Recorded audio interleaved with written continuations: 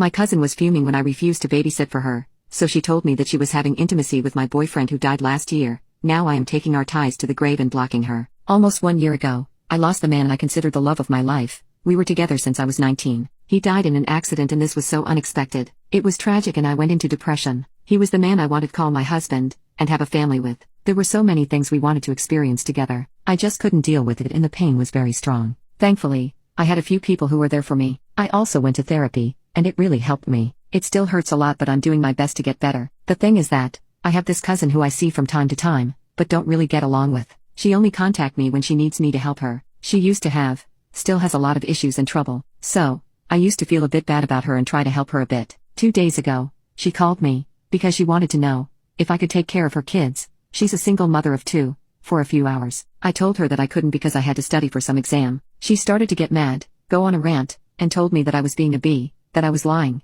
things as such. I told her I was done with her and her insults. I was about to hang up, but that's when she told me, just so you know, I was effing with my late boyfriend's name for 3 months and that, until the day he died. I just couldn't believe it. I was in disbelief, completely shocked, but didn't know if it was true or not. I told her to shut up, that it was all lies, that she needed to take her medication and hung up on her. I started to cry. I was so shocked. I wasn't ready for it. I know she has some bipolar issues, but I also know for sure she had intimacy with plenty married and taken men, as well, in her past. I'm so confused. I just have a hard time believing my boyfriend would have been able to do that. He didn't even like her and she didn't like him either. I don't think she was his type and he told me she was bringing too much drama. If it's true, I never saw or noticed anything. I can't believe it, but it put some doubts in my mind. I'm feeling lost and confused now. Is she lying? Did she invent this because she wanted to be mean and hurt me? I just don't know what to think. Update. My boyfriend died almost a year ago. We had such a beautiful relationship and even though I didn't believe her, she has mental health issues, it still effed me up and put some doubts in my head. Since I posted,